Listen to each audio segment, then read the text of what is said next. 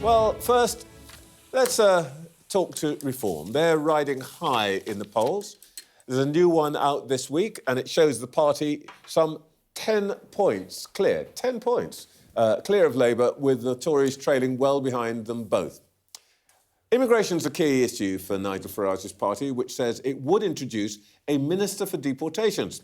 So, what would that mean, and what impact would it have on the economy? Happily, we can find out, because the Deputy Leader, Richard Tice, is with me now. Good morning. Richard Tice, just quickly on the Ukraine situation, let me ask you something. Would Prime Minister Farage have travelled to Kiev and joined the French and German and Ukrainian leaders yesterday in calling for Russia to accept a 30-day ceasefire? Well, the important thing is you recognise that Prime Minister Farage is a real possibility. And No. Nigel, like all of us, want peace. We want a ceasefire to get to a lasting peace with strong security guarantees. And frankly, anything that world leaders can do to get towards that difficult goal involving whatever difficult compromises should be welcomed. And we all know it's difficult. That is the reality. But it must always be worth trying. To get there. But you know why I'm asking you this. Let me ask you in a different way. Does Nigel Farage still think that the West provoked Russia's invasion and that Vladimir Putin is still a man he admires? No, of course he doesn't think that. The reality is... Well, that's what he said. No, the reality is that mistakes have been made along the way. No, but that's what he said. Trevor, ask me a question. Richard, let me answer. Richard, he said. We all want peace, right? Putin is an evil aggressor who has to be stopped. What world leaders are trying to do is to find a way to get to a lasting ceasefire, and we should all welcome that. Yeah, but you're doing what you always try to do to me, which is to answer your own question. Has he changed his mind about Putin being a man he admires, and that the Russian... Nigel is crystal clear that Putin is the aggressor, and we have got to get to a ceasefire. It's as simple as that. OK, great. Let's talk about your plans and what you said. You want to appoint a minister for deportations. I think we've already got one of those, and that's called the Home Secretary. What would your minister for deportations do? It's clearly not working, is it? It's clearly not working, is it? Because yeah, but it's not the title. Is it the title? The reality is that we've just won by an absolute landslide the elections Thursday last week because people are raging furious about the levels of both illegal and legal immigration in this country.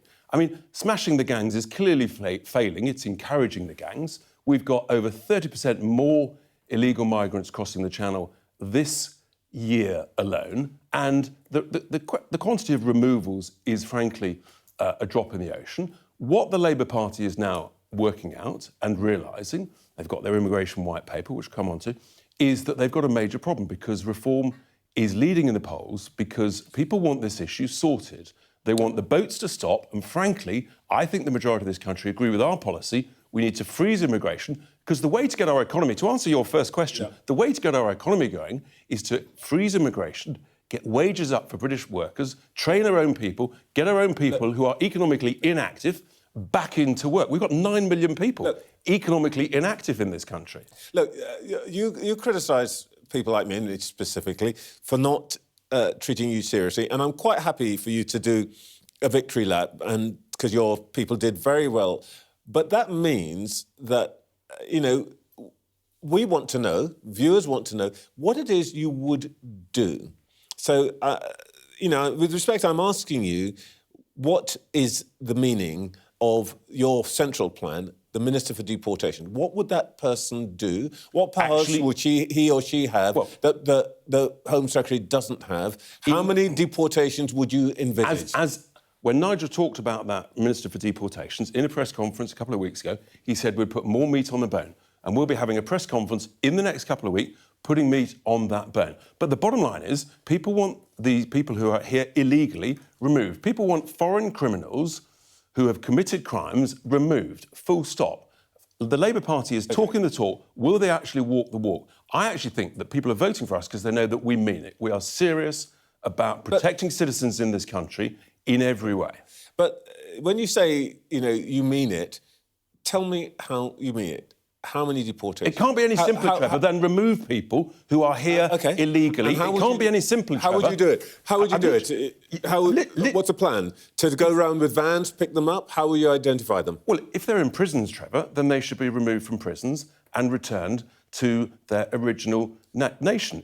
That is the reality, and this government is failing to do that. There are 10,000 foreign criminals in our prisons who should be removed, returned to their country of origin, free up those spaces in our prisons, so we can have a proper deterrent policy. For 18 years, there's been a duty on Home Secretaries to do that. For 18 years... And they've failed because of a Home Office that we all know, and former Labour ministers, for example, have admitted the Home Office is not fit for purpose, which is why we have consistently said you need to have a separate, dedicated team, like a sort of Department of Immigration, frankly, with new people who actually believe in the cause of sovereign borders to implement this policy. And what would that team do? I mean, what you're telling me, by the way, you've just invented a new government department, more bureaucracy. So I just want to ask you, what would that Maybe you should fire the whole do? bunch of incompetent people in the Home Office who are not doing their job properly, OK? It's as simple as that. You've asked me, I'll answer it for a third time. We will remove people who are here illegally, and we will remove foreign criminals from our jails. I hope that is crystal clear. Well, the statement is clear, but I can't quite see how you do. But OK, let me ask you about something more practical, which I hope we might get an answer. Remove people. You've got that is an answer. You've got 800 councils or so. In the councils that you control, do you intend to close down the hotels accommodating asylum seekers? Well, we've confirmed yesterday, our chairman confirmed that we will use whatever levers we can in those 10 councils, including lawfare. We've got KCs willing to act on a pro bono basis. We've got a team of lawyers. So, yes, we will use whatever levers we can, whether it's health and safety, whether it's planning, whatever it is, because the truth is we've been given a mandate to stop these asylum hotels in those council areas. We've been given a mandate. Our constituents don't want housing in Lincolnshire, where I'm an MP, in Boston and Skegness, being taken up by illegal migrants. If the Greens and the Lib Dems are so keen, frankly, they can go there. And that's a fair point. But in fact, because you're a Lincolnshire MP, you will know that the council in Lincolnshire attempted to use legal means to close down. And maybe they didn't do it properly. And they failed. And that doesn't mean you don't try again until you succeed, Trevor. We will make life very difficult for the Home Office. We've got to put pressure on the Home Office. OK. And that's what we're going to do. We control Lincolnshire County Council with 44 councillors. And look, we won't always succeed, but if you don't try, you've got no chance. You've given me a lot of clear statements about what your ambitions are, but I'm still not getting how you're going to do any of this. At least just give me a timetable. When do you think your first asylum hotel is going to get closed down?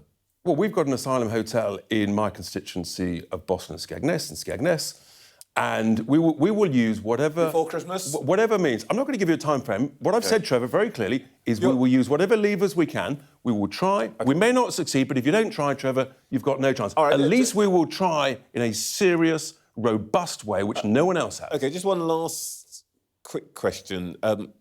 This is a personal thing, really. You said that you want to get rid of the Equality Act, and I read yesterday that Mr Farage wants to consign all diversity hires to the dustbin. How do you distinguish a diversity hire from any other kind of hire?